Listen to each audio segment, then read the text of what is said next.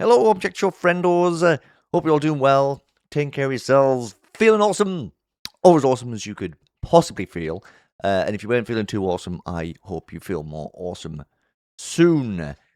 Mikey Bly back with another episode of Object Show Roundup. Ooh, we've got another new show to talk about today, along with a couple of drops from other shows that we have previously talked about.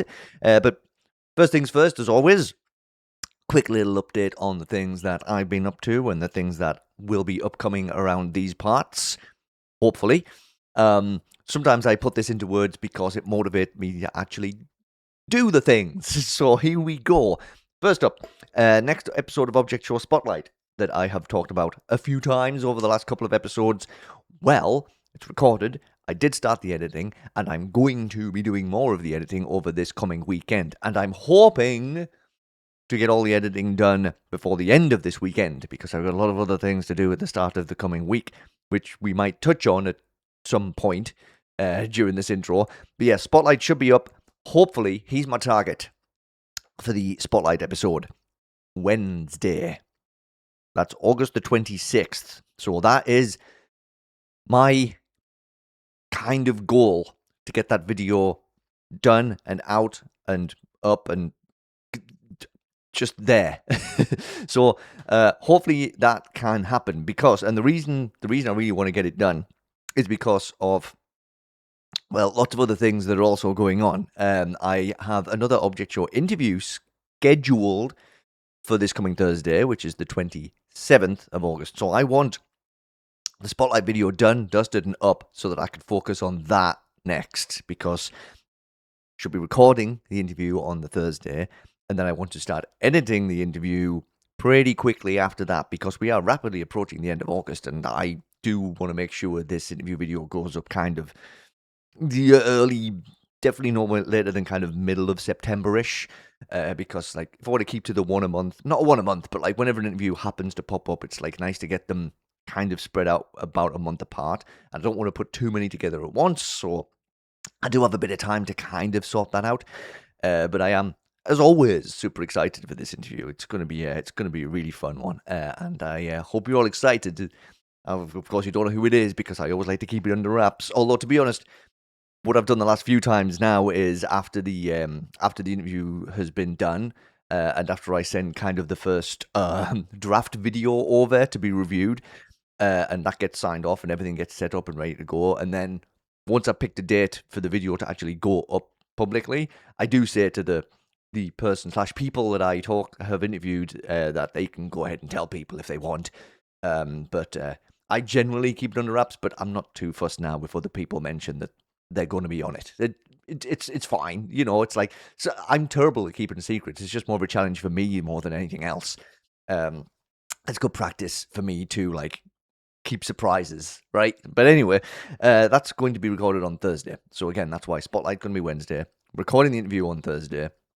Get as much of it edited as I can before I get into the next weekend, because next weekend's already going to be a busy one, because yeah, quite a few things have already come out over the last week that I haven't managed to get to yet for this episode, and there's stuff scheduled for the coming week, and even the week after that is going to be a busy week. So I kind of already have a full schedule for Roundup episodes for next weekend and the weekend after that, because of all the stuff that's out / coming out. And it's funny, because I've said for a while that the more shows we start covering around here, the kind of harder it's going to be to add new shows to the mix, because at some point there's always going to be new shows coming out from the list that we're currently following.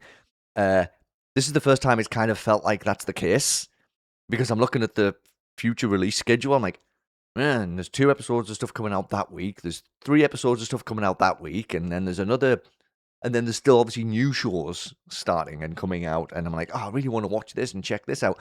And the stuff that's already on my list that already has a few episodes, and then another episode comes out. So starting to get a little bit avalanchy. It doesn't mean that I still won't be able to obviously get to other shows I haven't checked out yet. It can still happen. It's just it might start taking me a little bit longer to get to them, depending on how many new episodes keep coming out of other things. So anyway, it's like I'm not trying to be all negative about it. Obviously, I'm going to still cover whatever I can cover. It's just little heads up that I just keep trying to balance things the best I can. And I know I say that a lot too, and I apologize for being such a repetitive kind of a dude, but sometimes it's just like, I feel like I just need to say it again, just in case people missed it the previous time, or the previous time, or the previous time, or the previous time. It's like, I'm one person. That's two. I'm one person doing all of this on my own. So just, I guess, bear with me and be gentle with me. Appreciate it. Thank you. Okay, so also, I forgot to mention this in the last Roundup episode, but if you were following my community posts, or my YouTube posts, not videos, just the posts. Jeez, you know what I mean. I did the little teaser of something that lasted for a little while. I think I did mention it. I mentioned there was a little guessing game going on, and that got figured out and everything. It was to announce a show of mine that I started working on a while ago. I haven't got tons of work put into it for a while, but I really did want to share that it was a thing, and I wanted to share all of the great, amazing concept art that so many great, amazing people put together of the characters. All the characters except one have got concept art for them so far. So that all got shared over on the channel that I have set up for this show. It's called LifeLines, and if you haven't checked the channel out yet, I will actually pop a link in the description, and I might just leave that as a constant link now in the description every time. But I won't mention it every time. From now on, I shall only mention it if there has been any movement or news to tell you. I've still got to write stuff. I've got a lot of writing still to do. I've got the concept down. I've got the beginning. I've got the end already figured out. I just need all the middle bits to be filled in. So I just need to get to that at some point. But I do appreciate all the support I got while I was posting all the character designs and all the people who popped over to the channel. Thank you so much for that. I might have a few little surprises in store, and I might do a few little things when we hit subscriber milestones over on that channel. I haven't got anything set in stone yet, but I've got just a couple of ideas. So I guess keep your eyes peeled over there for things. I also appreciate the people who've reached out with to offer help and support as well with the show already. I'm not quite at the stage where I feel like I'm ready to start actually recruiting people yet. It's way too early, and I don't want to pull people into it and then have nothing to say or give to them for like ages. So like, I do appreciate the people who've reached out to offer assistance. Believe you me, when things get moving and are ready to go more, I will post about it, and I will let people know that, hey, I'm looking for whatever, right? So we'll get there at some point. I'm just a little ways off yet. All I wanted to do was make sure people knew that it was an idea I had and kind of give a brief layout of it. Because I wanted to get it out there, right? It's like I just was, again, it's a motivation thing. The more people actually know about it, the more I'm like, okay, now people know and are excited. Now I have to that means I have to do something about this. So, again, big thank you for all the support on that so far. And keep your eyes peeled. More to come at some point in the future. And all right, with all of that being said and done, let's move on into the updates from other people. The other cool and talented people. The more cool than me and more talented than me people. And we will start with AnimationEpic, because they hit 940,000 subscribers. And I guess for those of you who, I guess, haven't been keeping track of what's been going on over with AnimationEpic, you might be like, why are you announcing that? That's not really a big milestone. Yeah, it's a round number, but what's the big deal? Well, it's because they have a roadmap, remember. Every 10,000 subscribers up to 1 million, they're going to be doing a little something. So we did hit the giveaway. We've also got the II2 movie full upload. So they've released the source files for Season 1 Remaster and Season 4. I haven't uploaded the movie yet. I haven't seen anything from the giveaway yet. And 940,000 is the balloon exit interview from Invitational Season 3. So we've also unlocked that now, with the Cabby Winner interview being 950. I'm thinking that it'll start getting on top of all of this stuff once the tour is done, because the tour is still on. It's got another week and a bit to go yet. So we probably will not see anything of this probably until after the tour's wrapped up, and then they all get back to the kind of regular routine and go, right, let's start looking at this stuff now. Because the tour is going to be done on the 31st, and so we'll, they'll be releasing the new season 4 episode, presumably, same day or the day after. So once they've got that out the way, I assume they'll start looking at this and going, right, now we have to do all this stuff that we've hit so far. So cool. It's cool stuff. I am really looking forward to all of these things. I'm still curious what the giveaway is going to be and how they're going to do that. But I guess we'll just keep our eyes peeled, won't we? But 940,000, creeping up, getting closer. In fact, when I checked this morning, it was 941. So they've already got another 1,000 ticked off, and they're already a little bit closer to the cabbie winner interview. So we'll see how that progresses. And every time they do hit another 10,000, I will bring this roadmap up again, just because, well, there'll be something new to announce, won't there? Alright, let's dive into another new show, shall we? And it is the Edible Expedition from BasilBranches. And so far we have episode 1A, which is called Where Are Those Chocolates? A question I frequently ask myself when I'm walking around the house looking for my treats.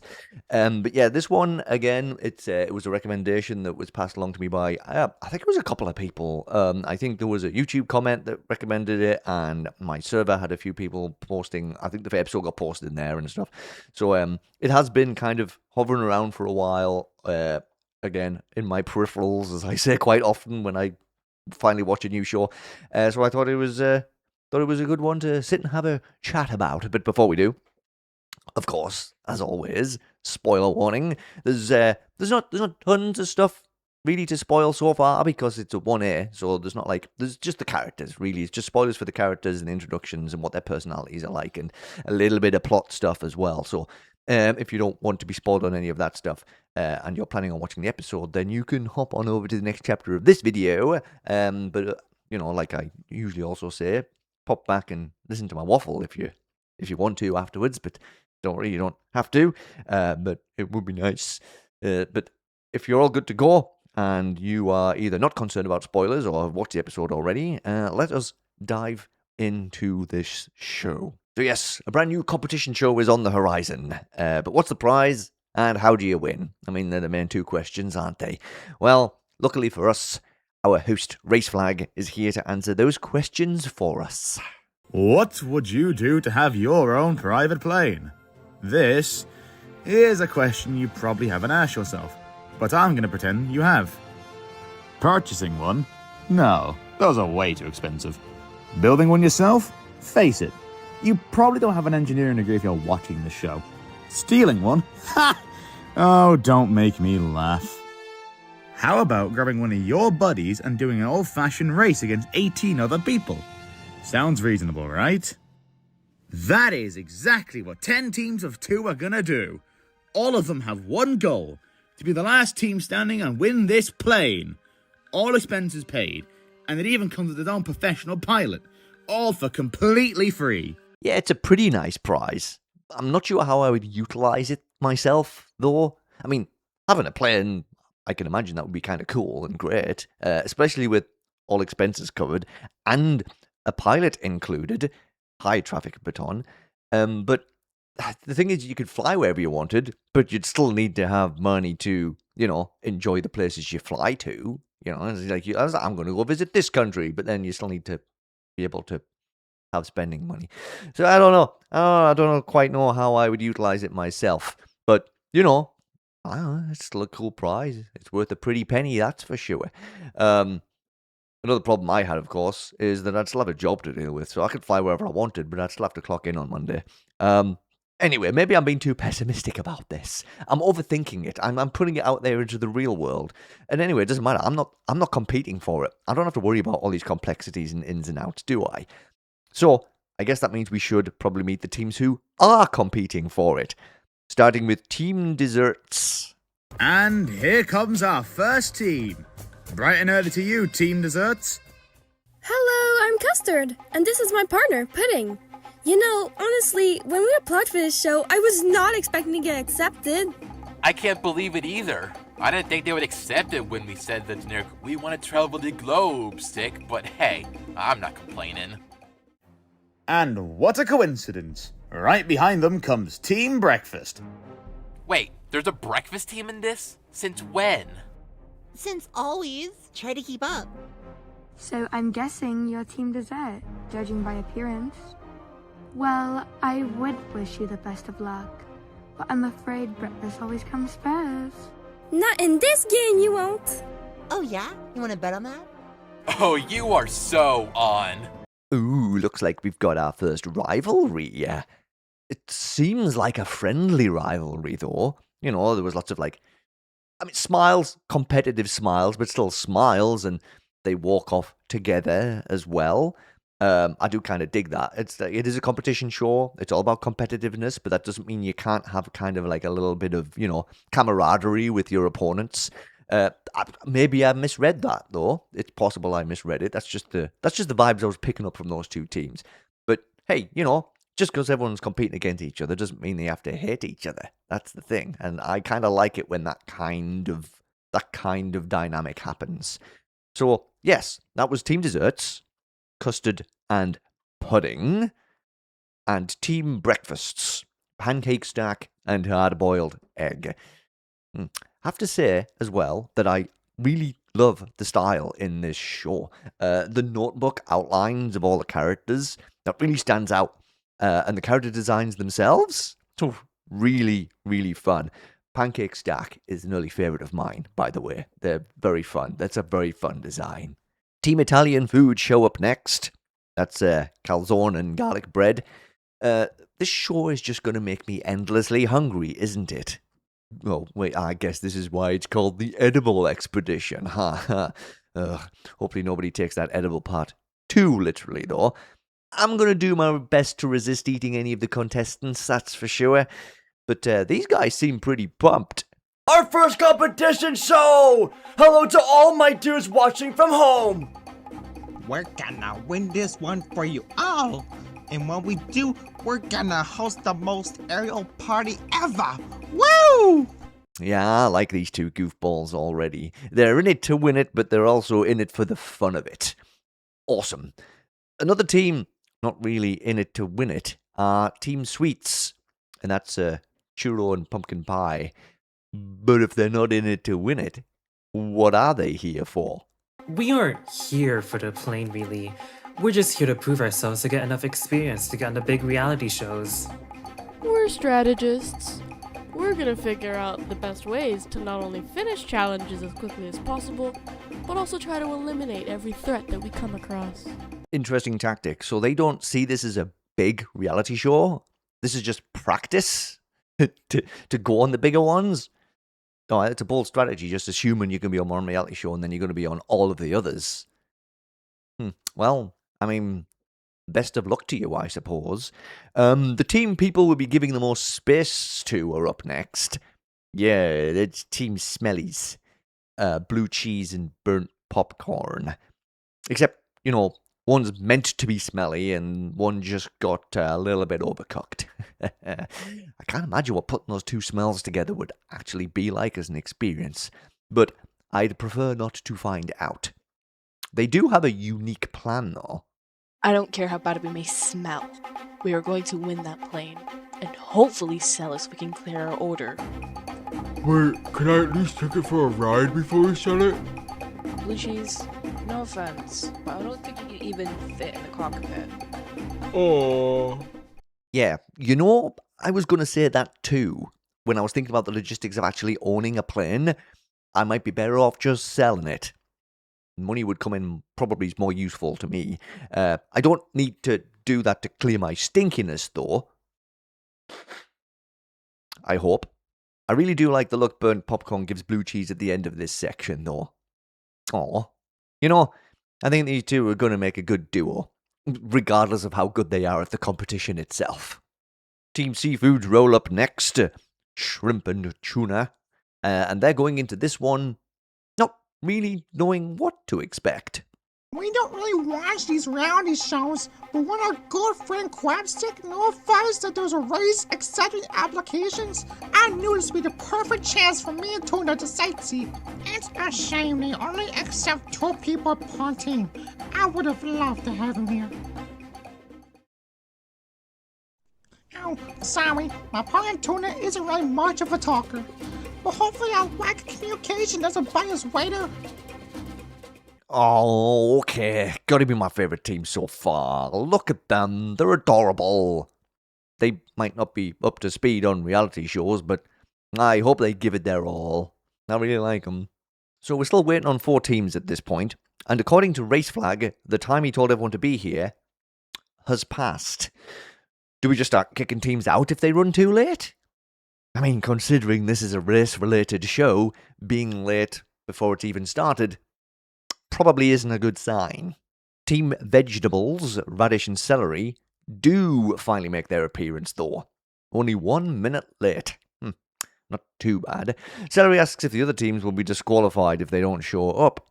Probably angling to see if they can make the competition easier for themselves right from the get-go. I truly don't care for the rest of the teams. I just want this competition to be easier. You said it there, buddy. It's about time we try ourselves at the race. Even if it is just for a lousy plane. You see, me and Radish met when we formed an alliance in some other reality show, and then we went on to dominate it. Yeah, it's a shame we didn't come close to winning our last one. Well, it's not our fault the viewers voted us off for being too mean or whatever. Gosh, I hate them. Oh yeah, he is the token mean team. You know, calling the prize a lousy plane isn't going to help your cause. Mean can be endearing, but it can also be tiresome. Bear that in mind, you two. It's a fine line. So from veggies to fruities now, as lemon and lime turn up. Looking a little bit out of breath. Hey, no worries. I don't think any disqualifications are happening quite yet. Turns out they were late because Lime insisted they stop for burgers. But Lime counters that by saying that Lemon was the one who didn't want to eat disgusting airline food. Listen, you're both in the wrong here, okay? This is a private plane. Surely you'll be getting served good stuff on this flight. Should have maybe thought about that a little bit harder. Anyway, let's see a bit more of these two, shall we? Yeah, I've watched these kind of shows before. It's my first time getting accepted in one, though. Those other producers have no idea what they were missing when they rejected me. I mean, hey, are you mocking me? No. So, yeah, I think I got this in the bag. Don't you mean we? This is a team effort, you know. That's what I said. Keep up. Okay, so Lemon is the bossy boots around here, I see, and Lime's just along for the ride. Well, this should be entertaining. Race Flag starts laying out his plans for what will happen to the remaining 2 teams if they don't show up, but it turns out Team Mexican Food are already here, much to the surprise of Race Flag. How did you both manage to sneak on by without anybody noticing? And why didn't you introduce yourselves? Yeah, come on. Read up on your reality show etiquette. Alright, quesadilla and guacamole. Better late than never with the intro, I suppose. Why did we apply for this show again? Do you remember a few months ago when we ordered Chinese? Yeah. Wait, is that when you got that fortune cookie that said you were gonna apply? Yeah, I still have it on me. Look! You know, you don't need to listen to what those cookies say, right? Of course you do. That's how we got accepted, and now we're gonna win that sweet ride! Right. Quesadilla is the happy-go-lucky, let's take chances in life one, and guacamole is the, opposite of that.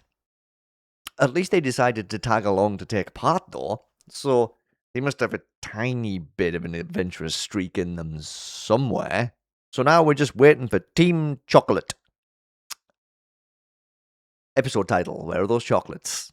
And Race Flag admits to Team Mexican Food that he has no idea what any of the contestants actually look like, since the show producers are the ones that went through all the auditions. So he can only assume that Team Chocolate have chocolate on them. Somewhere. Good assumption, buddy. Yeah, good one. Very, very keen detective skills. I think I spy a chocolatey friend in the airport, though. Yeah. A chocolate-dipped strawberry? But where is their teammate?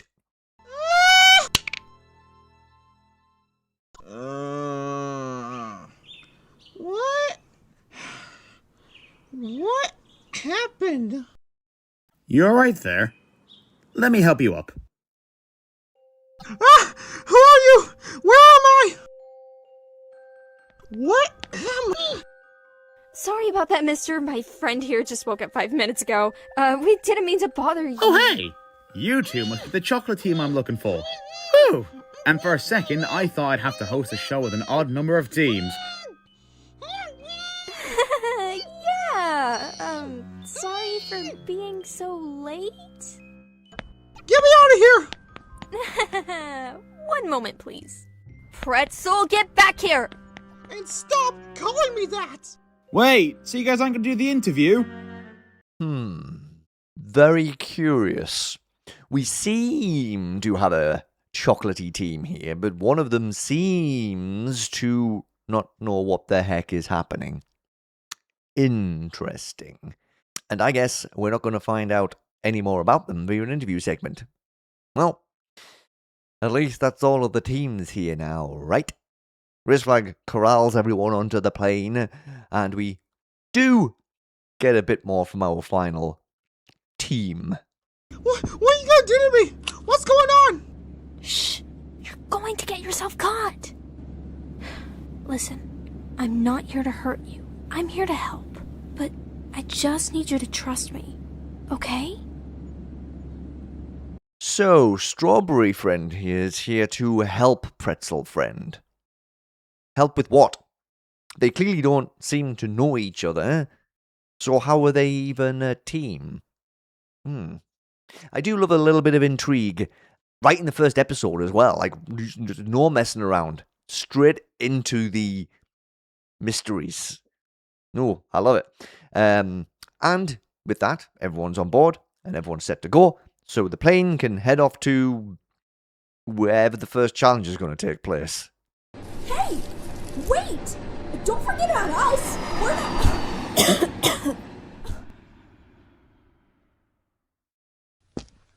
What just happened? What just happened is apparently they think they're too good for us. Come on, Ruby.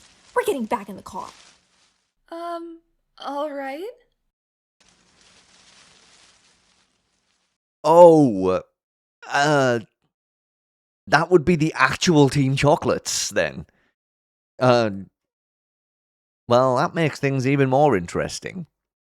So, a Strawberry Friend and Pretzel Friend, just a regular old strawberry and a regular old pretzel with a chocolatey disguise?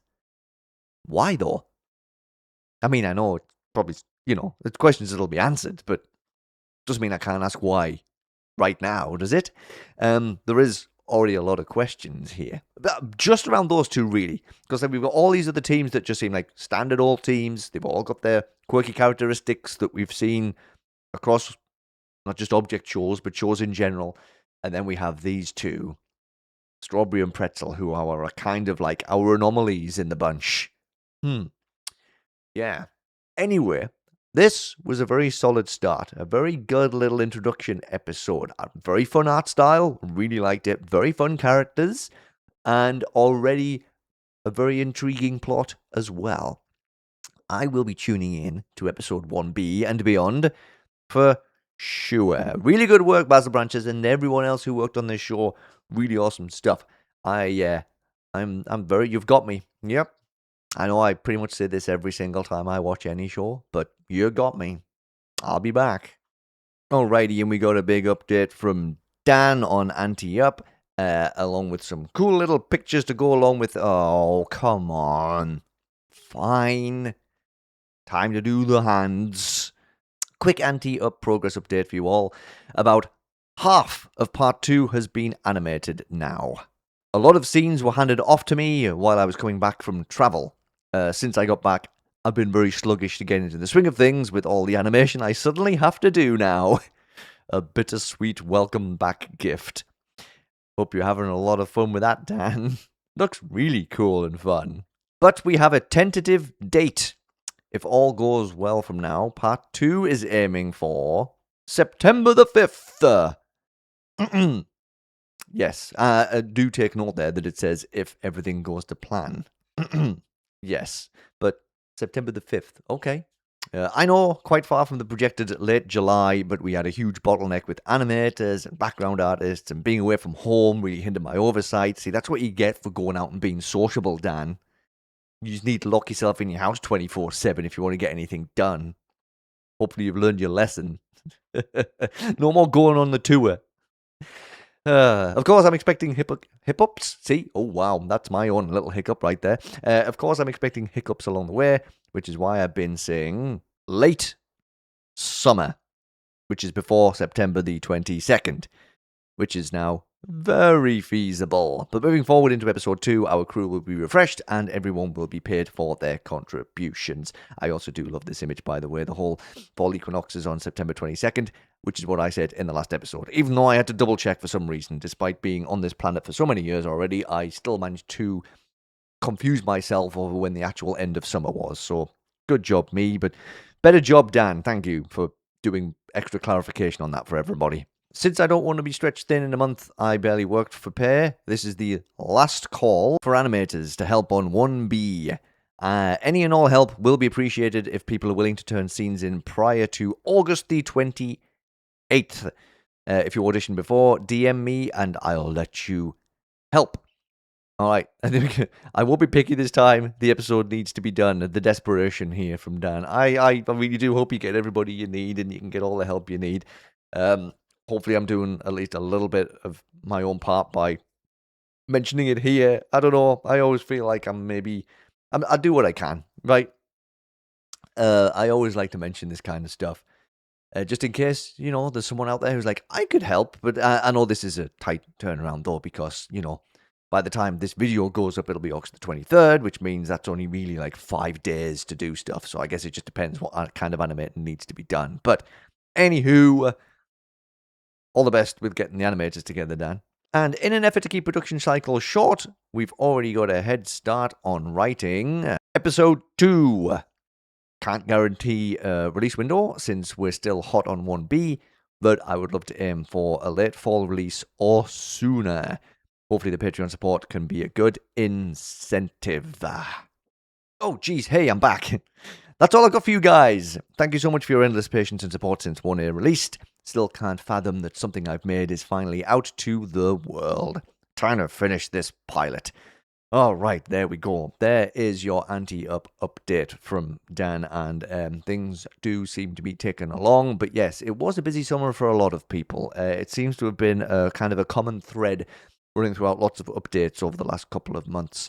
But even though it's been a busy summer for people, it's still been a busy summer for episodes coming out. So it's like things didn't really slow down for goofballs like me who talk about episodes of shows, but that just means that it's just going to get busier as we go into the end of summer and into autumn, fall, because people will be getting settled back into things after their busy summers. So we shall see how that shakes out for me and for the OSC in general. But yes, all the best wrapping up 1B, Dan, and all the best with episode 2 as well. I need to get back and watch 1A again just to kind of refresh the old brain with everything that happened in that one. So derpadon posted this. Sorry in advance if you're prepared for normal. Might I just say straight from the get-go that nobody ever goes to derpadon's channel expecting normal. So I don't know who amongst all of those subscribers would be like, how dare things not be normal around here? This place is the paragon of normality. So yeah, no need to apologize for that one, derpadon. We're not here for normal. We're here for the opposite of that. That's why we're here. But along with that, we did get some teaser images from It's Time for episode 2. So we got this one, we got this one, we got this one. There's not much to say, really. It's like a bunch of teaser images did get dropped. I will say that this post did remind me that although I have watched the first episode of It's Time for I have not actually covered it. I didn't cover it at all. So I'm either going to cover episodes 1 and 2 together when episode 2 comes out, Or, depending on what the next few weeks look like, spoiler alert, busy, I might try and squeeze the first episode in before the second one comes out. I'm thinking I might do both together, though. Probably. But yeah, it just reminded me, because I'm like, oh yeah, 100% I've watched that. But then I went back over my stuff. I was like, but I've never talked about it. I've only talked about it's time for the... So that's on me. And I think one of the reasons I didn't cover it back when I first started doing Roundup is because it did come out April 1st, the first episode. So it's just like, silly little April Fool's joke thing. But I mean, derpadon said a while ago that a second episode was being made, and so I guess I should have got on top of it. So it's all me. It's all Mikey's fault. Don't worry. It's just blame me. Just blame me for being inattentive. You know, I mean, I might be juggling a bajillion OSC balls, but that doesn't excuse when I mess up. Anyway, we did get all of these ITFA teasers. We did actually get 2 more other than these ones. Yes, looks like there's lots of fun going on in this episode. Can't wait to see all of the super fun interactions between everybody being all super fun and happy and everything. It's going to be awesome. It's going to be a great episode with absolutely zero conflict in it. But anyway, yes, there's no window that I've seen for the release date for this yet. I'm going to assume we're going to get it's time for a 2 before we get any more. It's time for the content. That's the only presumption I'm willing to make right now. But I am excited for episode 2 of this. It's been quite a while since we hung out with these characters, to the point where, yes, as usual, I'm definitely going to need to watch episode 1 again. Okie dokie, let's get over to another new episode of something that came out, but that we have talked about before, and it is the first episode of Eyeball Battle Show to be released since we did the Spotlight video on it. Yes, EBS 5, Let's Hang Out Forever, is here, so let us talk about it. But as ever, and as always, spoiler warning if you have not watched the episode yet and don't want to be spoiled on all of the stuff that happens. You might want to skip to the next chapter. And if you haven't watched any Eyeball Battle Show yet, then you should do it because it's very fun. I say that about every show. Every show I cover, I don't even feel like I need to say, hey, if you haven't watched this, you should go check it out. Otherwise, I wouldn't be talking about it. You know? Anywho, let's hop into episode 5. And we've got a busy episode going on here because we have a rejoin and the elimination from back in episode 3 as well to cover. But you know, despite that, Eyeball doesn't seem to be in any big rush to get that done. It just wants to hang out with the eliminated contestants around a nice campfire. Aw, how sweet. Eyeball just wants to chill. Kind host. And Eyeball dashes off to get marshmallows so they can make some s'mores. And when it gets back, we learn how much of a fire hazard it is. I gotcha! Wait, what did you say? Thank you, Watermelon. Anytime, Eyeball. I take my role as village caretaker very seriously. Why are we a village? There's only one house Wait, here. what do you mean by caretaker? 'Cause I'm always the one keeping people safe. Honestly, thought that was Potion Shop. No! Potion builds the recovery centers and does all the technical work, whilst my job is to keep you all safe. Didn't you kill White Album and Sandy yesterday, bro? How do you even... Whatever! I'm good at my job, okay? Is she good? She'll be fine. Gosh darn it. Aw, hey, don't make Watermelon sad. She's trying her best. Certainly do more than some people are around here, at least. And the next morning, Watermelon looks a little bit, worse for wear. Apparently, she stayed up all night trying to make sure Eyeball didn't burn anyone's skin. Cool to know that's still a thing that happens. But yeah, I think we all underestimated just how much Watermelon actually does for everyone around here. While Watermelon's getting that rant off her chest to Locket, it's new character time? I'm finally here! Who are you? I am Funkchen-Sparky. I fight crime. Don't worry, I will make sure Eyeball never hurt you again. Just kidding, it's me and I will never stop torturing you. 'Cause you are my playthings, and I get joy from making you suffer! Time for elimination. It's a rejoin. Bro, we're also doing an elimination. You're not the host, I'm the host. I'm the host! Welcome to the elimination and the rejoin. This time we have a prize for being safe. Ooh, what is it? Is it the s'mores from earlier? If you are safe, Zeus will touch you with his disgusting little finger. Ew, what? Yes, let's go. Potion, you receive 79 votes, which means you're safe. Okay, thank you. Which means Post-it-Note is eliminated with 119 votes. Zeus will not be touching you today, my friend. You're not getting touched. You're not getting touched. Wait, no, Zeus, come on. Do not touch the toucher! Oh, man. Oh, well, I'm happy to help out still. Why don't you want to be touched by Zeus? I like him. White Album, you received 1 vote, and it was 96 votes. Holy schliesel. Wait, what? Zeus! Successful. Aw, so I'm eliminated? Yes! You got 1 set of 102 votes, and you'll be eliminated with Post-it-Note! Oh, eyeball, you cheeky scamp, you. Alright, so the eliminations are done, and honestly, I liked all of the contestants who were up for elimination, so this was always going to be a rough one, especially when you get to a smaller amount of contestants, and when there's a smallish group to begin with, it's easy to kind of like everybody. When you have characters that are easy to like, I mean, it's never going to be easy. But you know, not everyone can win. Potion and White Album move on, and Post-it Notes and Sandy go bye-bye. Well, at least they won't be too far away. They get to chill in this super awesome house. We go straight into the rejoin now. And if you recall from my Spotlight episode that I may or may not have already mentioned, I wanted gift card back in. So let's see if I got my wish. Beanie and Chicken Nugget received the least rejoin votes. So that means... It's down to Slingshot and Gift Card. One is evil and poops on people and is gay, and the other is a lovely gift card who is cute and has a cute shape. Mwah, text me. I'm uncomfortable. Gift Card rejoins! With 1 set of 126 votes, which is only 1, but it's a bigger one than the others. Slingshot stays eliminated with another set of 84 votes, which is similar to Beanie's 54 votes, but it's 1 set of 30 higher than Beanie's. Oh my god! What the hell happened? Gift card! Why did you kill me? What are you talking about? Now my soul has possessed this lamp! Okay, I don't want to deal with this right now, bro. I'm trying to get to the challenge. Yay! Gift card is back in! I'd have taken the Slingshot too, though. She's fun.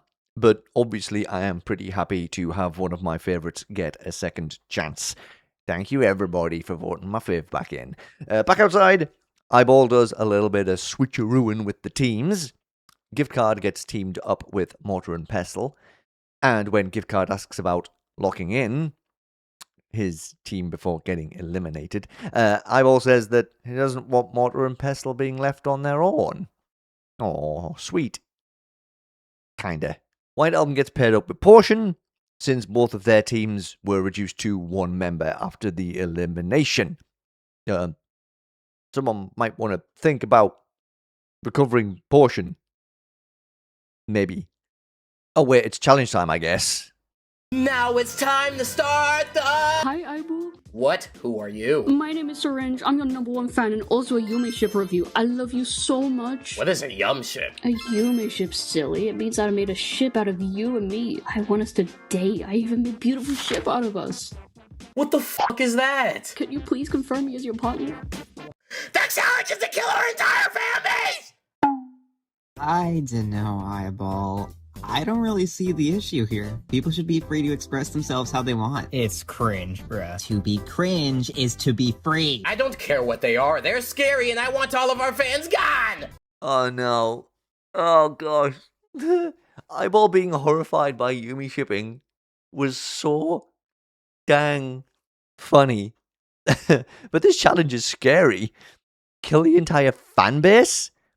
I'm just gonna hide under my desk for the rest of this episode. I'll record the rest under here.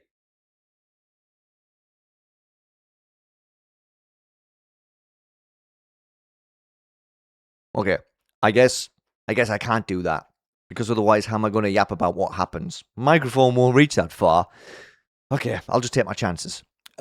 Despite a fair few of the contestants having some misgivings about committing mass murder, Watermelon comes up with a plan for locking in right away. Apparently, there's a competition show convention happening nearby that might just have a bunch of EBS fans in attendance. Wow, Watermelon. For a caretaker, you sure are going all in on this challenge, huh? How about mortar and pestle and gift card? So, you got any ideas? I know you two were some of the people advocating for the whole running into oncoming traffic thing, but yeah, no, I'm not trying to kill people. I'm not about that life, bro. Speak for yourself. Are you trying to be Slingshot or something, dude? I swear, I've spent enough time with that stinker. Stop it immediately. Guys, we're gonna get nowhere if we keep fighting. Oh yeah, well what do you suggest we do, genius? How about we go into the files for every EBS episode and turn them into a zip bomb? What the hell is a zip bomb? A zip bomb is a file that's so big, it turns your device into an explosive. So anyone who tries to watch EBS from now on will blow up. Bro, I just said I'm not trying to kill. Well, good on you for sticking to your principles, gift card. At least someone has some morals around here. Gift card accusing Pestle of wanting to be like Slingshot was fun as well. We've seen in previous episodes how much Pestle admires Slingshot. Actually, maybe more than just admires. But yeah, as for Mortar's plan, I don't think that's why they're called zip bombs, my dude. But hey, go for it. Maybe crash a few computers, but at least nobody will get seriously hurt. Probably. Over to White Album and Potion now, and everyone's trying to figure out why Potion has given White Album the silent treatment. Dude, she's dead. Even Post-it notes act super dumb in this scene, and I was losing my mind. I know it's for the comedy value of it, but I can still be angry at stupid characters, can't I? Anyway, White Album has reached the end of his tether with the whole situation. Grr, that's it! I've done nothing but try to walk with you! Ow! What the heck? Oh my god, did Potion just try to attack you? We gotta get the first aid kit. That one could be infected. No, I'll probably be okay, Posted. It's just a little scratch. Help! How on earth do you have blood? I called you an Uber to the hospital, White Album. Just hang in there. Ooh, White Album's a bleeder, huh? Not sure how this is going to help them win the challenge. One dead team member and one seriously injured one isn't exactly the best start. Locking in make it to the convention center where the convention is taking place, and I think I know which event they might be at. I heard they're showing 2 new episodes of the biggest competition shows here. Yeah, of course it's the BFDI II meetups, since they're happening right now. Actually, almost over for another year already. Little side note here, I hope that everyone who got the chance to go to one of the meetups had an awesome time. Lockett then slides in and says that she's planted the bombs. Where did they even get bombs? Do you know what? I'm not going to question it. And then Globe yells at her about not yelling about planting bombs all over the place to kill everyone here. You guys are ridiculous. Lockett then gives Globe a remote detonator and tells them to hide out in the vents until they're ready to do this. In the meantime, Lockett tells Watermelon they should scout the place for EBS fans, just to make sure they're blowing up the people they're meant to be blowing up, right? You just think there's so many you could just bump into them anywhere? Oh. Well, maybe you can? Sorry. Wait, you guys are Lockett and Watermelon! Yeah, from Eyeball. Excuse me, everyone! These 2 attendees are contestants in Eyeball Battle Show. You heard that right. Whoa! Hi, guys. That's a lot of people we gotta kill. What? You're gonna kill us? Yeah. Kill you with kindness? Yeah, we love our fans and we will not kill them. This is why you're my favorite show. Everyone has always killed me over and over since I was a little kid. They would call me Dead Fat Boy and it made me very angry. What are you supposed to be? I'm Red Blue Guy. I love red and blue. If only I had a beautiful yellow letter, too. You know what? Here, kid. You deserve it. It stands for superior. Stop! I'm suffocating to death! You put it on my good nostril! Now I am dead. Why? R.I.P. Red Blue Guy. We barely knew ye. Also, does he count as a kill for locking in? Just wondering. But yeah, it looks like there's a lot of EBS fans here ripe for the picking. I mean, ripe for the exploding. Elsewhere, White Album has made it to the hospital, where he's been given a band-aid. But he needs a little bit more than that. Dr. Robert. My name is not Robert, but I want to hold your hand when I say this. We will also need to perform a blood transfusion due to the severe blood loss, or else you will freaking die. White Album, I suggest you start writing your will now before it's too late. Hey, good idea. Sick. No, Sandy, you're not getting my yellow submarine. Darn it! Those Beatles references make me giggle every time. Dr. Roberts is a deep cut, though. But, you know, I guess it's easy to just have a list of all the Beatles songs in front of you and choose one that fits the scene. Not that I'm saying that's what Doggy does. Watermelon and Locket are still taking in the convention before they kaboom it and bump into F-Bomb. Yes, they do point out how unfortunate a name that is. They get invited to a party hosted by Eraser Robotti. Yep, you heard that right. Locket accepts straight away. And after Watermelon gets a little bit concerned that they're not staying on task, Locket tries to reassure her. Don't you just want to have a little fun first? What do you mean? Watermelon, we're famous here. We can chat up some hot EBS babes. Some what now? I'm just kidding. But seriously, you very clearly do not feel valued enough back at home. Don't you want to take this opportunity? I mean, I guess we can give it a shot. But remember, we are killing them later. Yeah. They're as good as dead, don't worry.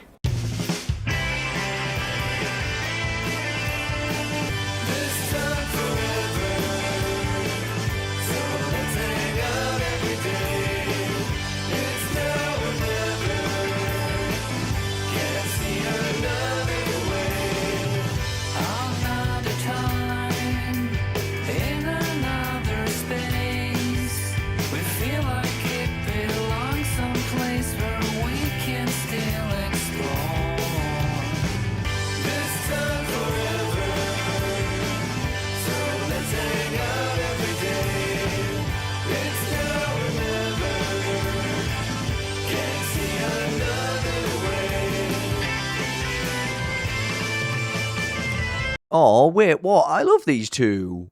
And, you know, does that mean the episode title could also allude to them?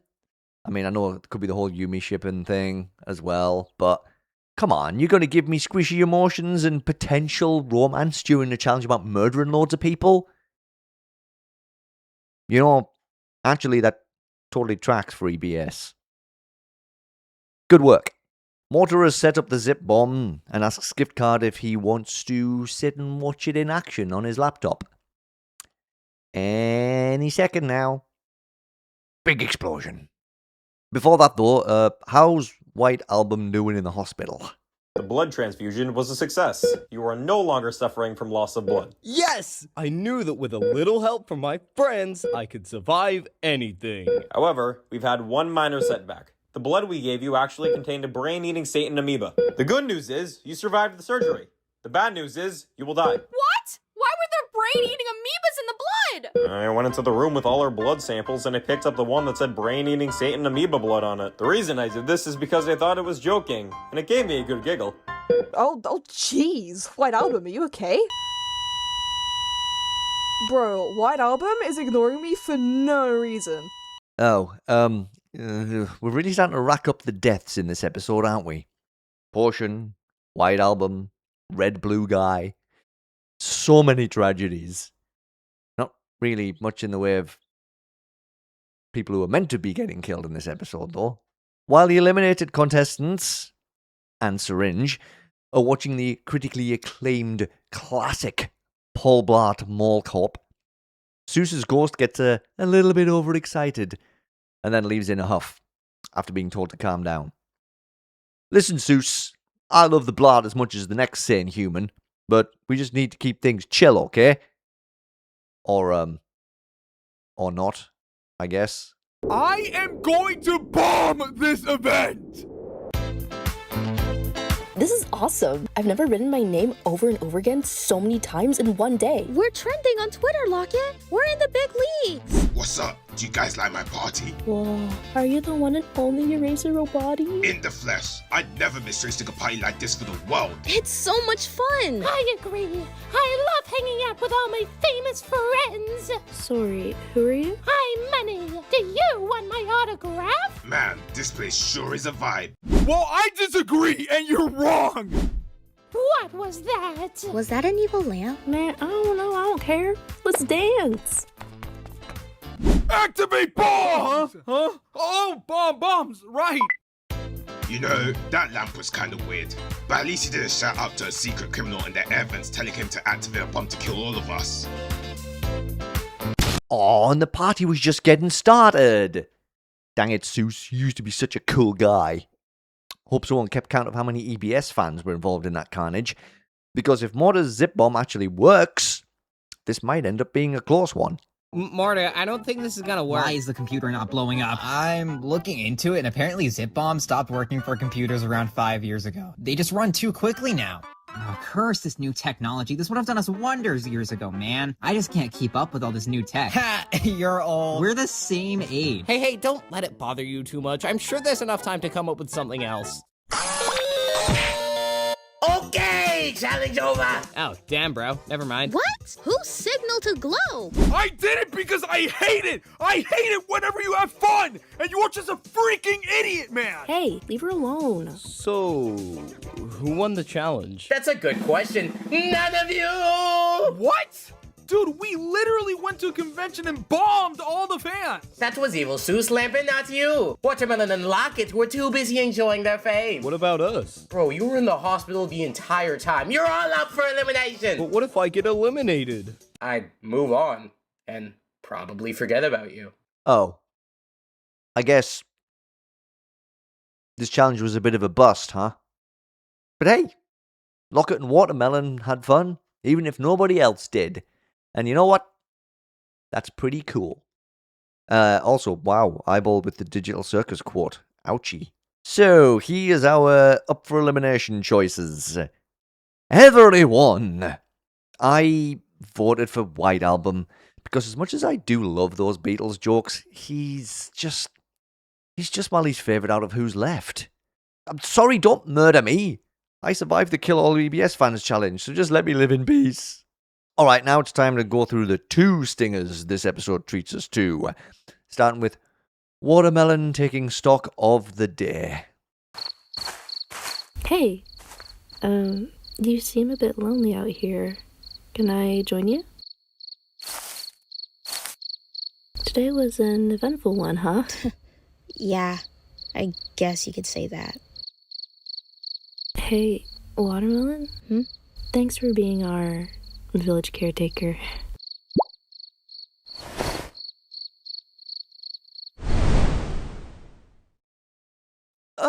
My heart.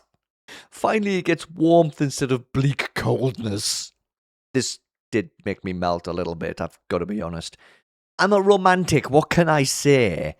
It's like I do love a little bit of cheesy romance. Just sprinkle it on top of the chaos, right? And that'll make me happy. I love these two so much, and they had such a good episode together. This honestly really perked me up after everyone got announced as being up for elimination. Now we just have to hope that these two don't get split up. And after a quick call out during the credits, yeah, get off your lazy bum and do your job, Lucas. Just kidding, it's not my place to tell you that. Love you, buddy. Let's see what other revelations this episode has in store as someone knocks at the door of the eliminating contestant's house. Hey, what's This show would be better if Eyeball had a love interest. I'm the Eyeballette? Oh man, this is going to get wild / ugly / ugly wild. Some very interesting dynamics coming up. Not sure how Eyeball's going to take this one. And I wonder if those two already know each other. Depends how vast the eyeball dimension is, I suppose. But yes, this was a really fun episode, packed with so many fun jokes, references to the OSC, the fandom in general, just fandom in general even, and it never felt spiteful or mean in any way. It kept a really good, light-hearted tone throughout, even though one of the plans was to literally bomb a convention. Still, though, it was so over-the-top silly that it never leaned into kind of like, this is mean-spirited. Brilliant work, everyone, except Lucas. EBS just goes from strength to strength to strength. Roll on episode 6. Alright, Funkchen-Sparky put out a crew call via Google Form, the classic, of course. So they are I can totally speak. They are hiring storyboarders, background artists, animators, musicians, translators, and the ever-popular and more. And as they say, they will be picking from this list for the foreseeable future, and there is no end date to apply. So, yeah, heck, even if you don't feel like you're ready to apply for any positions right at this moment in time, maybe you're too busy, maybe you're still just learning the ropes a little bit and you want to get yourself a little bit more experience, you can save this link somewhere. Bookmark it. Keep it for when you do need it, because this link will be open, well, like I said, for the foreseeable future. So it's definitely worth keeping a hold of, even if you don't feel like you're ready to go in for it yet.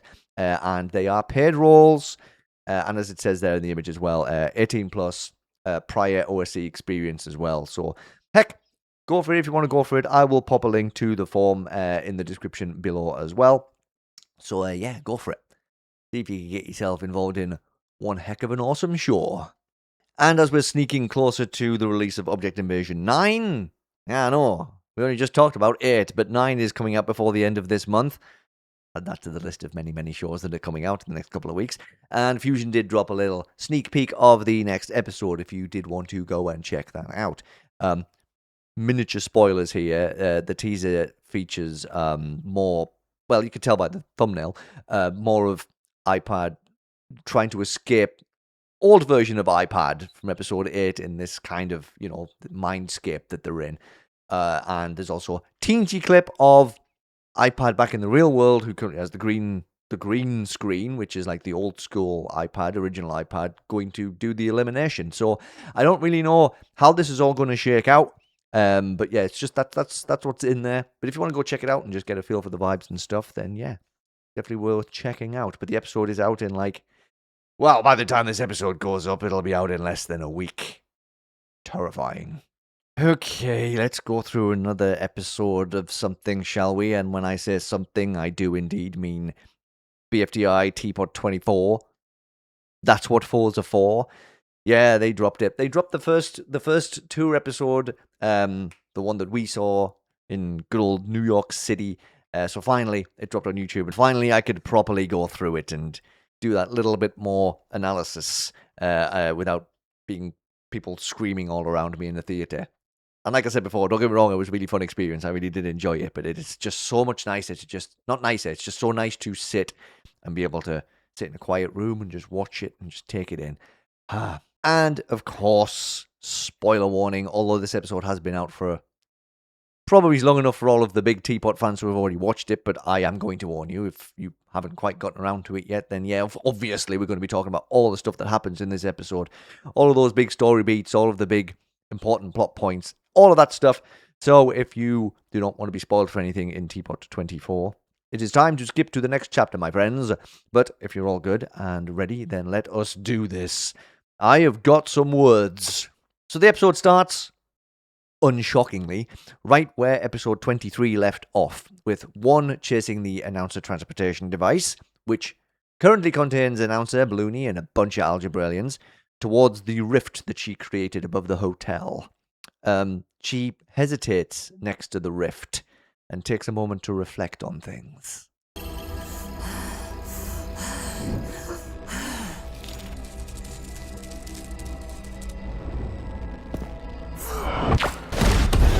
It's all for 3. It's all for 3. It's all for 3. It's all for 3. Number 32 didn't work either. Pencil now! She's suffocating! She's suffocating! Attempt 33. Is one starting to have some regrets? Really is trying to convince herself that what she's doing really is the only path she can take. And then the transition over to Pencil, who is also trying everything she can to fix the alliance, is an interesting one. It's like she's walking a very similar path right now. You know, there's these kind of similarities between these two. One then heads back to her little dimension, where Black Hole is still trapped. She explains the deal with the contract some of the contestants signed, and how she uses them to get rid of anyone who crosses her, and threatens to delete Fanny if Black Hole tries anything funny. She then mentions the rift, which gets Black Hole's curiosity up. Yeah, your rift. What's that about? It's just another trap to keep you guys all busy while I actually figure out these powers of mine. Like these guys. Katie is here? Barfbag? You just said their existence was... I haven't finished the job yet! These powers demand practice and time! Calm down. I was vilified for being alone, trapped for years! Now you can be alone, stuck here with the others, while I figure out how to... I can't figure it out! I can't recover! How did it come so easy to 4, huh? Is it more power? What's more of limitless power? So that's what this is then. What happened? Tell me what happened, okay? What happened? Of course Black Hole wanted to know more about the rift. He spent a long enough time trying to contain it. And as for one, yeah, she's still grappling with all of the power she has and how to actually use it. Very cold line about not knowing how to finish the job properly with regards to basketball, Katie, and Barfbag. Very cold. But part of me also wonders if she doesn't actually want to erase them. Just a small part of me that thinks that, though. So while Black Hole does his best to distract one from checking out the monitor to see what's going on out there, Grassy's gang lands on the moon. So that's Grassy, Puffball, Ice Cube, Snowball, Cake, Yellowface, Foldy, Pin, and the Force. And as they try and bust their way in there, 4 tells everyone the story about 1 and 3 and how all this mess got started. Well, actually, that happens after we get a glimpse of 2 unfortunate people. I just want to go home. There you go. Anyone who was hoping for some Alien Nickel content should be satisfied. Right? Alright. Back to 4 in the moon, and he goes over his first attempt at fixing 3, which didn't work out. Before he asked her to give it a try herself, which goes even worse. So 4 vows to work as hard as he can to learn how to fix her himself. I'ma learn them. I'll fix you, buddy. Yippee!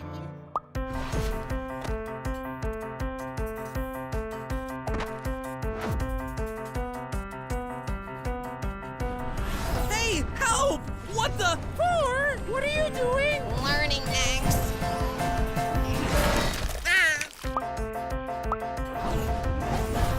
Working on it.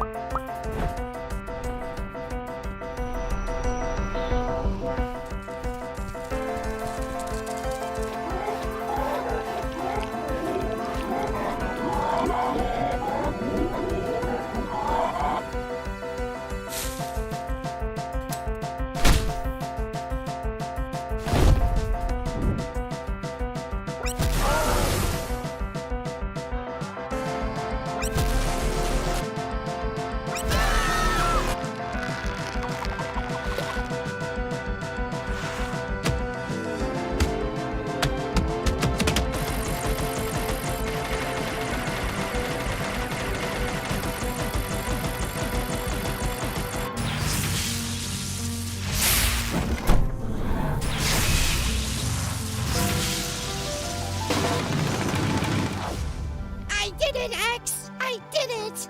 And now...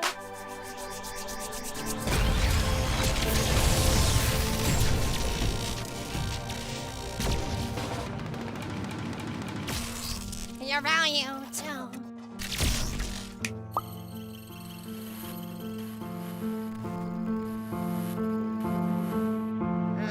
It's amazing how quickly that seemed to go from trying to learn how to recover people to outright object torture. But hey, that's how 4 was when BFB first started, so I guess that does track. It was a fun little montage though, lots of cool callbacks to older characters, mentions of other recommended characters from the past. There was also this. Now, why would that weird black goop that's currently taken over the landscape everywhere in the outside world be here in 4's little place? There's definitely more to this stuff. And Golf Ball did mention that she wanted to study it. I think we might just see that happen soon. No more story time quite yet, though, because the moon is breached, and we get the reunion we've all been waiting for. Hi, everyone. OMG, it's Ice Cube! Hello, Ice Cube, how are you? It's just fantastic, me too, this is amazing, hi! That was awesome! There's that Ice Cube chun! Wow, she is sick! This is hyper-duper amazing, OMG! I just adored that, honestly. Icy's total lack of reaction while Bristly is losing her mind was just brilliant. I don't know. There's just something really, really endearing about Bristly. Just this all Ice Cube all the time. Okay, let's quickly check in on Pencil and see how she's doing with trying to fix her own timeline. Yep. About as well as could be expected. Maybe the spaceship crew are doing better. That's Marker, Taggy, Fries, Coiny, Eggy, and Rocky.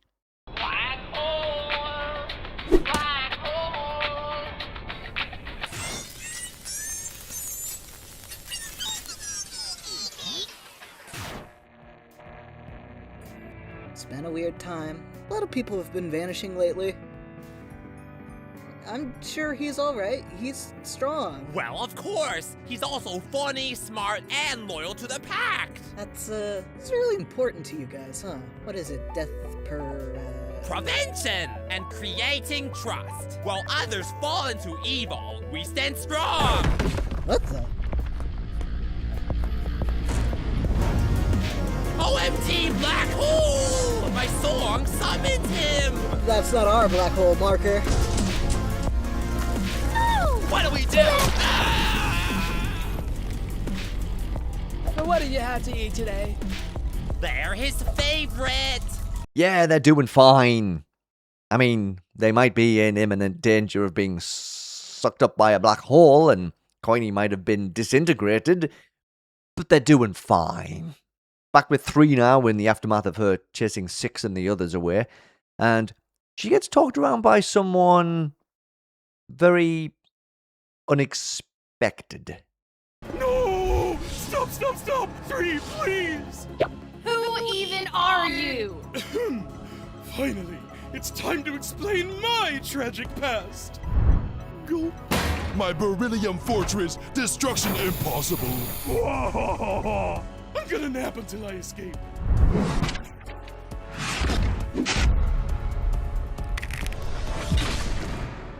So, it's safe to say we're both the same in a lot of ways. Maybe I've had it slightly worse. It's hard to say. So, what happened to you? And feel free to embellish a little bit if it doesn't match up to my great tale.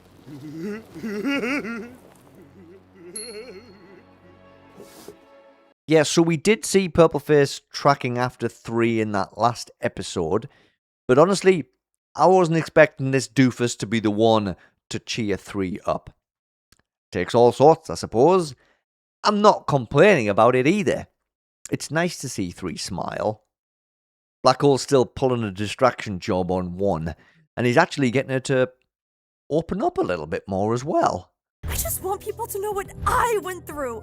You being stuck here, you finally know. 4 can know. All those stupid numbers can be alone. And if they experience it themselves, maybe they'll... Just because something bad happened to you doesn't mean you can do this to all of us too. You're not avenging 3 that way. It's the only way. Huh? This wasn't for Pencil at first. I was left out. Or they not listen to me? I tried playing at all the different possibilities, but I was returned to the moon or zapped and hurt. The only option was to steal the power and hold everyone back. So you've played out every scenario? Enough to know playing nice won't get me back to 3. Why not just go back to when this all happened? I tried that too, but even changing things, I realized these weren't the 4 and 2s that let me get sealed away. That wasn't fair. I deserve an apology, and for them to right this wrong! So it's revenge. No, it's just, it's not fair to erase what happened to me! No, they should feel sorry for driving me away, and they'll be sorry once I fix 3, and we can decide what happens to everyone from there. Yeesh. Okay, so we didn't learn too much more about her motivations there. She still just wants everyone to suffer like she did and for them to apologize. One, you're still so far off the deep end, and I wonder if there's any possible redemption for you. I'm still holding out some hope, though. I remain optimistic until the end. Back over to the exit, and the longest hug ever is ongoing. This is super sweet. Finding a little something to detract from all the trauma going on around here. There's also a very adorable post-hug collapse as well, which I also really enjoyed. Just little things like that to keep my heart happy. I want this framed. And everyone then notices that TB has a chunk of yoil light. And Remote asks if they could use it to summon people to them. Probably. Like who? Let's give it a shot. How'd she do it?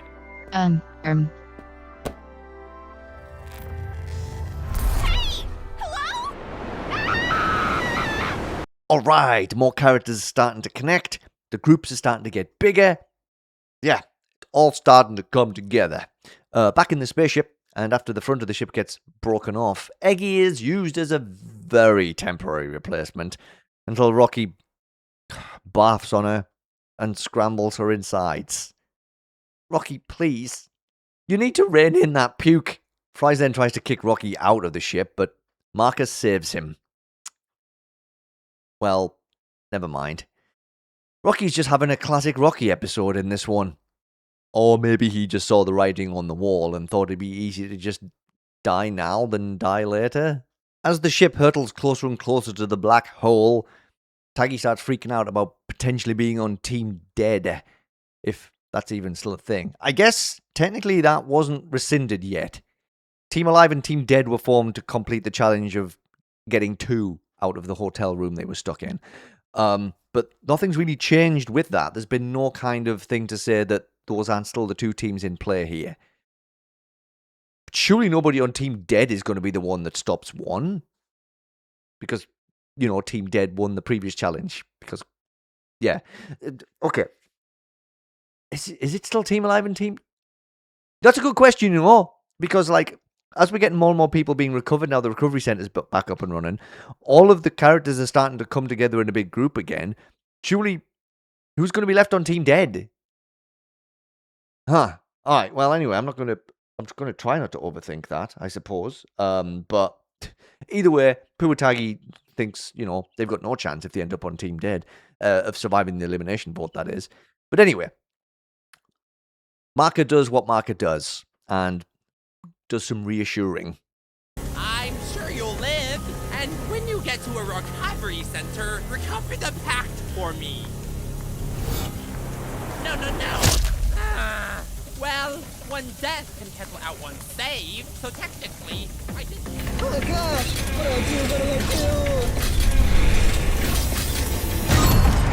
What do I do? What was that? Marker? I don't know why, Taggy, but of all the black holes I've seen, this one feels safe. I'll be okay.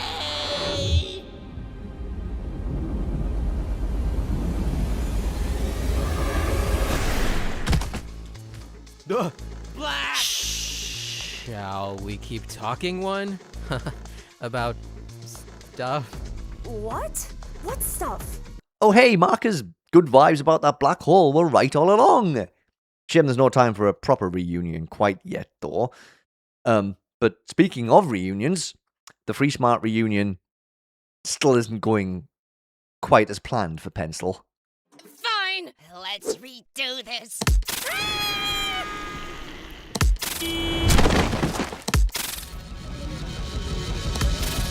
I put my effort in for you. I held my breath till I turned blue, and you won't even get a clue. I don't know what you want to be, and I've seen every side of me. You make me sweet, you make me cruel. So what'll you choose? You know what to do. 'Cause what's the use if I don't have you? Baby, I'm a gem, so match the vibe. Don't leave me crying on the floor. Isn't that what foes are for? I'm an open book, so just pop by. And don't be scared anymore. Isn't that what foes are for? I want my cake, I'll eat it too. I'll jump through flames, I'll get to you. I'll build as high and I'll be true. And you'll be loyal by my side. You won't be weighing on my mind. Being this bomb I can't defuse. Am I destined to lose? 'Cause you'd lose too. There'd be no use if I don't have you. Baby, I'm a gem, so match the vibe. Don't leave me crying on the floor. Isn't that what foes are for? I'm an open book, so just pop by. And don't be scared anymore. Isn't that what foes are for? Maybe I need you to save me. Let's don't get too hasty. You go and escape me. Won't you give me more? Are you getting bored? You want me. You get my belonging. But once again you're offbeat. Once again you wrong me. And I'm keeping score. Isn't that what foes are for? It's me. I drove them away. Every time.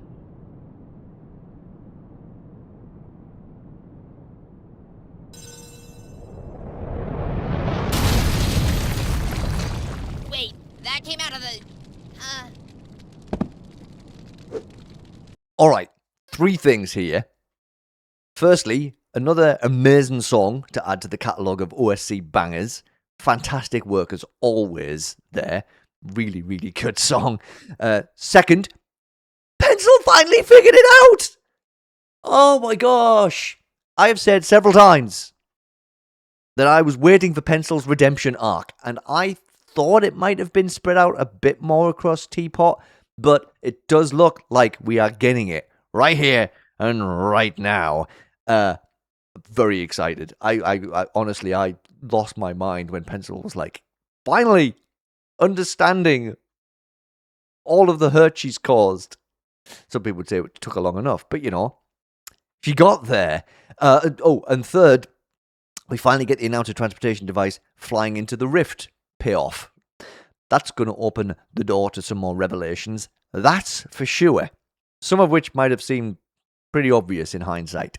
We're going to have to wait though, because we're back with 3 in Purple Face now, with 3 explaining how 4 eventually seemed to lose interest in trying to fix her, and instead focused on building up the exit, which of course he started using to put BFB's eliminated contestants in. Hey, let me out! What is this? Classroom, no! 4, let me out right now! 4, let me out, let me out, let me out! Who was that? An enemy? After one, I just wasn't sure. So I fled and decided that this is where I'd be.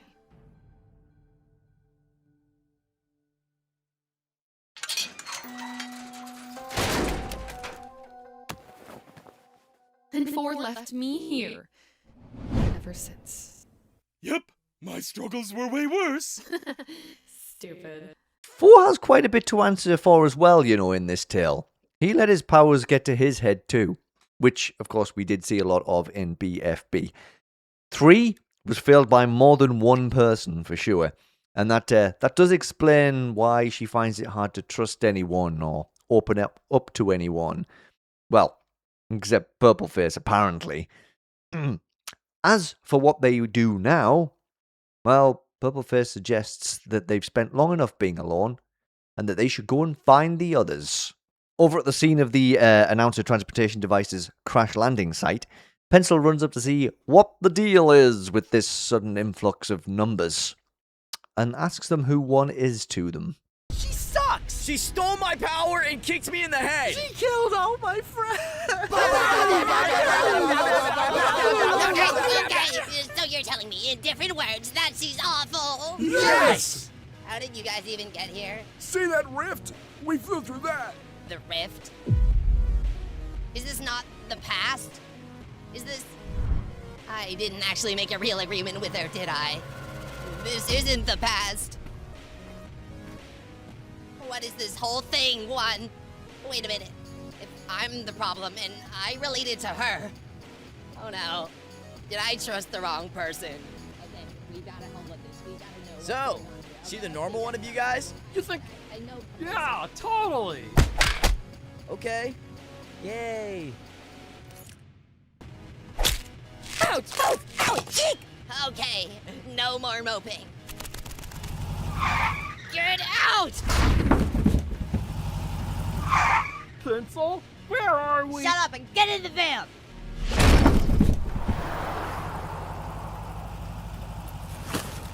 Pencil going through a lot of realizations in this episode.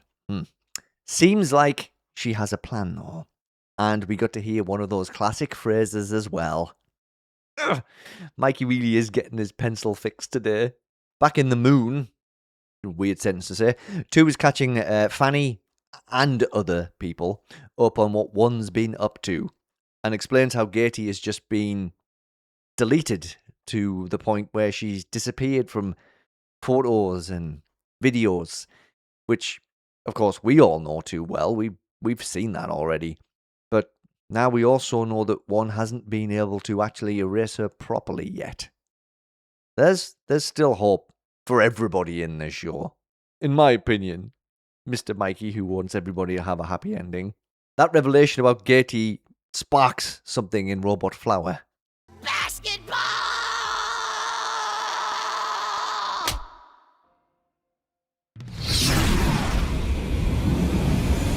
It happened to my friend, my one true friend. Me too! Then let's get her. Yeah, let's take one down. You're right. Let's kill her. Yeah! Well, my hopes for 1 getting a redemption arc of her own are starting to dwindle just a little bit now. Literally just after my little positivity burst there. But it just seems unlike BFDI to do this, though, when so many other characters have been brought back from the brink. Just think about Flower, who obviously had her, friendly turn in BFB. We have Leafy as well, who in BFDIA was, on the brink of being murdered and not recovered ever again. And look how far she's also come. And also in this episode itself, potentially Pencil is coming around too. So it just seems really odd that 1 character would be like, nope, you are beyond it. You're done. That's it. We have to get rid of you forever. I'm not saying that everybody deserves to get a happy ending, but we've seen enough of 1 and what she's been through to make us feel that little bit of sympathy for her. I know not everybody feels that way, but we have been given these little moments. So I don't know. It just feels kind of mean, but maybe it's just because I'm just too nice. Why should 1 be the only one who gets the ultimate punishment? She's been through hard times too. And yeah, maybe she's gone a little bit bonkers, but is there really nothing that can bring her back around? I've done a pretty good job here. Maybe if, everything goes right or whatever, maybe I can, I don't know, help with the hotel or whatever, when all this mess is finally over. Maybe. Just maybe indeed. I sure wish I could smell the flowers, huh? That's why I want those powers in the first place. And maybe I could try it myself. You've got so much power but can't do something as simple as this? Black hole? Go! Through! What? Black hole, quickly! Well... Okay. I'm sorry. For a split second there, we had Vulnerable 1. Wanting to help out with the hotel, feeling empathy for Black Hole, not being able to smell the flowers. A glimmer of something before she realized she was being duped all along. Oh, there's something there. There's some part of her that's got the goodness. I'm sure of it. All right, Pencil drives everyone to the simulation's copy of the announcer transportation device and yells at everyone to get in so they can ditch this place and get back to the real world. They do make it back, but there doesn't seem to be anyone else around. Luckily, Pencil came prepared. Fly prospect when you can detect.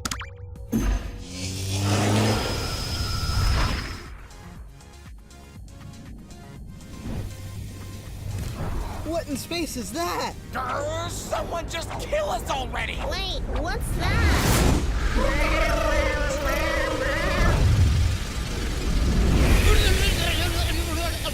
Why is Leafy being detected? Well, if it was one, then she'd probably just teleport here, so I think... It's probably someone we know. Oh yeah, things continue coming together. Everyone is slowly but surely finding their way back to each other. And one is going to have trouble handling everyone all at once. Well, you would think. In the exit, Clock brings Belle over to their group along with Bommy, as Needle runs and spots everyone too, and we get another big old hug. Oh, this episode really is full of wholesome moments. And it's understandable too, since a lot of these characters haven't seen each other in a long time. Guess it shows how much they appreciate each other when they're not taking part in silly competition shows. Poor Mark, though, is lamenting losing Black Hole again already. Black hole! No! I just found you! No! Hey! It's one of those losers! You objects killed our friend! Get that marker, now! Off to the laser hallway with you! Kill! Well, things went from bad to worse there. Wait. Laser hallway? I think I know where they might mean. Not yet, though, because Robot Flower is still rocketing the moon towards the Leafy detector, picking up the spaceship along the way, which means that Taggy, Nelly, and Nickel are back with the group too. And then after the moon crash lands, it's time for the actual reunion we've all been waiting for. Well, the one I've been waiting for sure. Pencil? It's you! Pencil, OMG! It's like so totally you!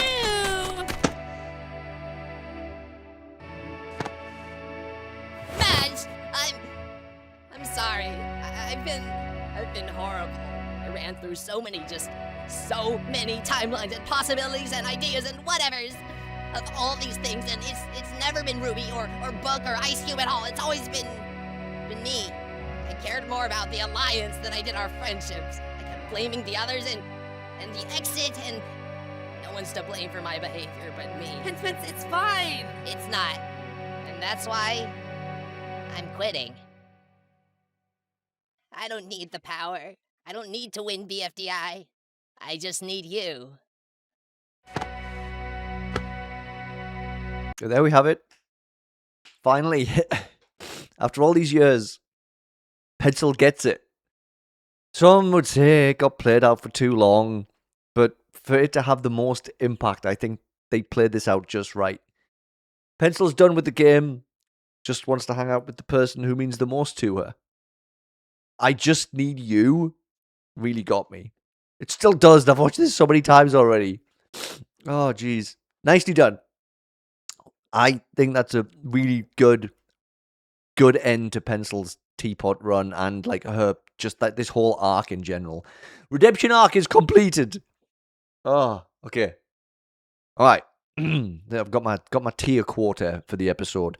Now, back to someone who might not be getting a redemption arc of their own, as one continues to berate Black Hole for tricking her and making her think he actually cared. She did threaten to get rid of Fanny next if Black Hole crossed her, and as she spots everyone being reunited, she pops off, presumably to carry out the threat. Uh-oh. It's recovery time now, with Taggy bringing back Tree, who leaves to hunt down the rest of the pact, Bottle, TV, Golf Ball, Winner, anyone else who happens to be dead right now, while Snowball and Eraser do some catching up. It's got good off-roading, too. Love that. Snow, too. This is a weird side I haven't seen of you guys. Hi, friends! Where did you all come from? We were trapped in Yo-Yo City and came across the opening in Yo-Yo Mountain, where we flew up into space, got teleported into deep space, marathon through a large shooting places in space, used the force to get to the moon, then utilized Robot Flower's abilities to send us to Earth from Pencil's leaky detector from Polykun, and crashed down to Earth. So how'd you guys get here? We took the train.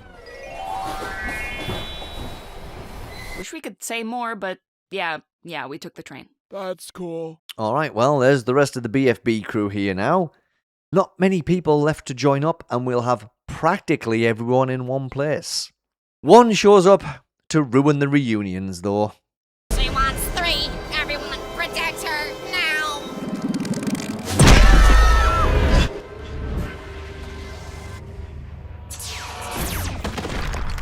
Get back in there! Now! I'm not playing here! Back in the moon! Right now! Finally! I can conduct my research in here again. What the? Pillow? We tried to knock down that door forever! Everyone, get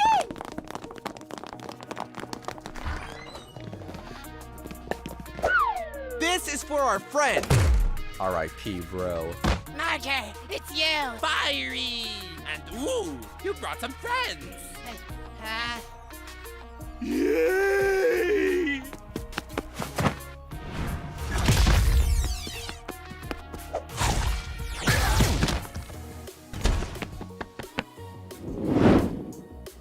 Phew! Now that really is nearly everyone. Lots of fun stuff going on in this image as well, with Pencil, Match, Ruby, and Bubble hanging out happily for once. GB and TB's hug there. Coney and Pin doing some catching up, and just so much more. Oh, jeez. I love this. Again, this would make a great poster too, actually. Yeah, so add another wholesome moment to the episode before everything starts getting super serious again. And yes, I did say nearly everyone was here. Fiery! Where are you? Aside from that, it looks like everyone is here. Except for Marker. And Black Hole. I wonder if they're where I think they are. Fanny, I am. Marker and Black Hole! I don't know if you can hear. No, go back. Come on, go back. I've seen your nightmare, Black Hole. If you're in her dimension, then maybe you can hold her back from within. No, Fanny, I can't. Black Hole, if you can hear me, destroy it! Destroy it all! But, Fanny, Last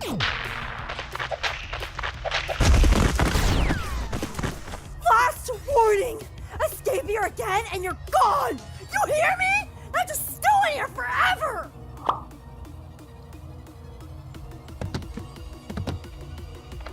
Okay. Fanny, you've got it.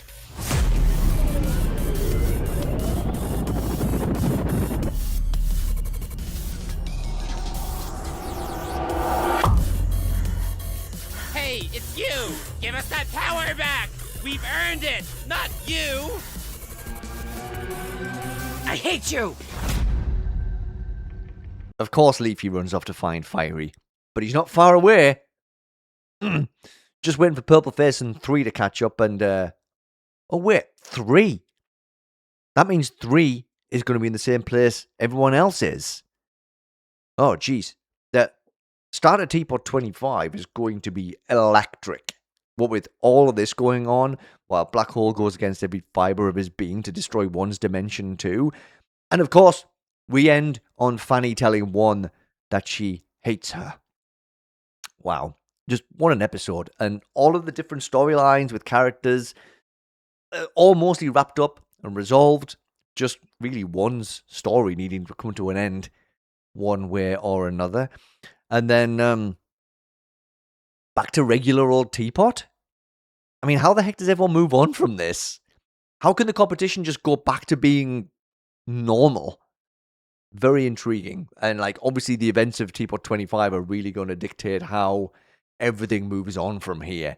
Whether they actually do kill one, or whether they find out some way to fix 3 together, and that kind of alleviates that side of things. 15 can't stay dead either, by the way. I'm just going to throw that out there. We need to bring 15 back. That black goop is going to play a big part in it, surely. But wow, we'll have to wait till TPOT 25. Well, hang on, wait a second. What's that? A post-credit scene? Right, yeah. There was one of those.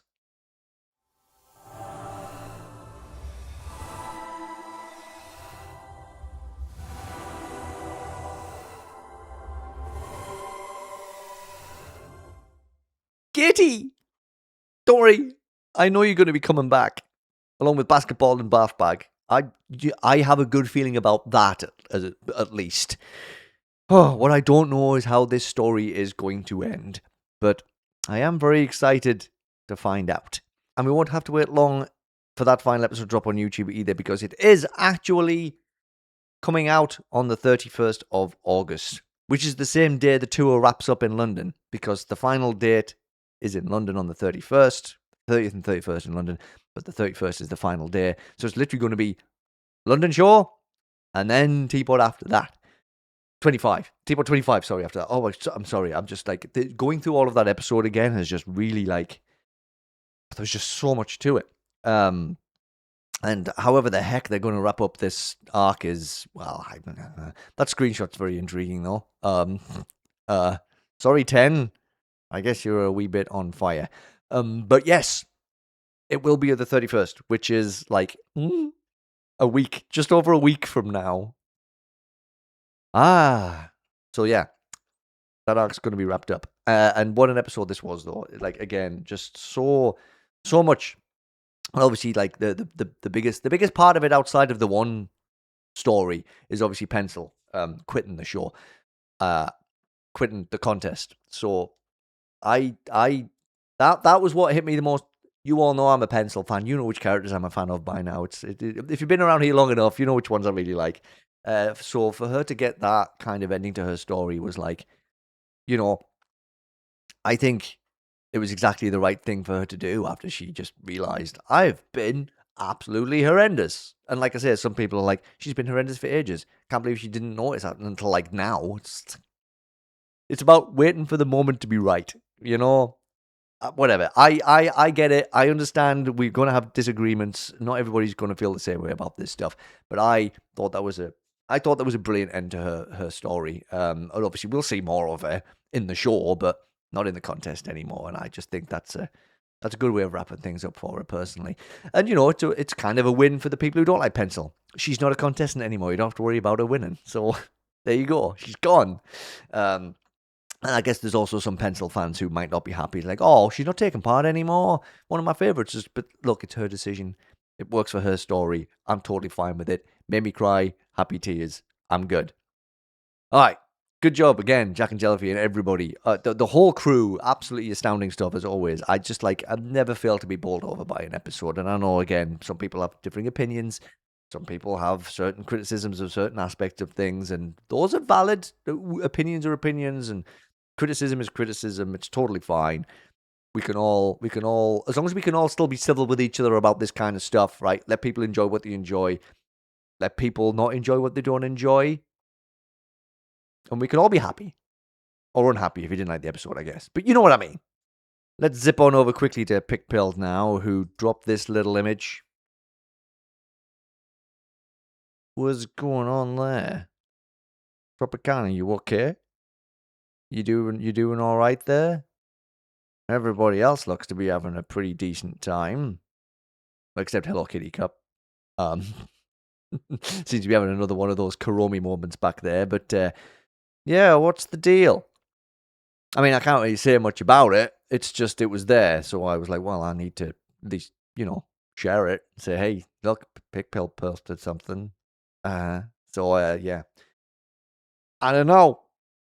But whether it's teaser image or whether it's just, hey, don't worry, I'm still around, I'm still doing stuff. Either way. If it is teaser image, yes, curious. Okay, and that'll do it for another episode of Object Show Roundup. My goodness me. 3 episodes of stuff talked about once again, and I feel like this is going to be a common theme for the next couple of weeks, few weeks, who knows, all the way through a good chunk of September. I think we are already really got lots of stuff on the agenda, so hooray, not a bad thing. It's definitely going to keep us busy. So yes, look forward to the next few episodes, I guess, and Spotlight when it comes out, and another interview when that comes out, and well, whatever else I happen to get up to, I suppose. I will see you there for all of that, I hope. As always, thank you everybody for being here, whether you were just here for 5 seconds, whether you just watched 1 or 2 sections of the video you were interested in, or whether you watched the whole video. I do appreciate any time anybody spends here watching my silly little videos. Don't forget to make the YouTube algorithm happy. Like the video, share the video, subscribe if you haven't done that yet. Drop a comment if you want to have a chat about anything. And yeah, keep watching object shows, keep discovering new object shows, and keep making object shows too, if that's what you do. Love and appreciate you all. Take care of yourselves, and I will see you in the next whatever. Well, Spotlight will be the next thing out, but I'll see you somewhere, I'm sure. Toodaloo.